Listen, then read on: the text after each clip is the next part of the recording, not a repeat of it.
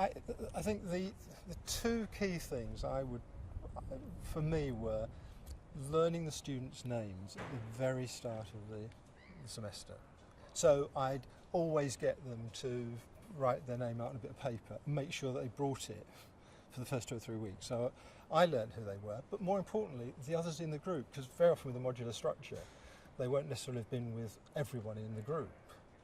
So that at least gave a sense of personal involvement. And I remember one of the things I as an external examiner, you could always tell a good department because when you talk to students, they'd say, they know my name. And I think for me, that's a really important one.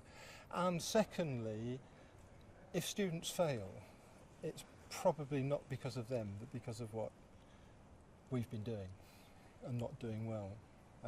I don't buy into this, it's a bad cohort. I don't think there are such things. It's something's happening in the experience that hasn't made the thing work, by and large. I mean, occasionally you get cases, but even there, I've been really surprised. I remember towards the very end of my career, a guy who produced the worst piece of work I'd seen in 30 odd years. But when eventually I tracked him down, he'd had some horrendous experience in his domestic life, and that never emerged. So even there, which it wasn't him in a sense, it was something that was happening. So those are the two things, I think. Make sure you know the students by name, and don't blame them.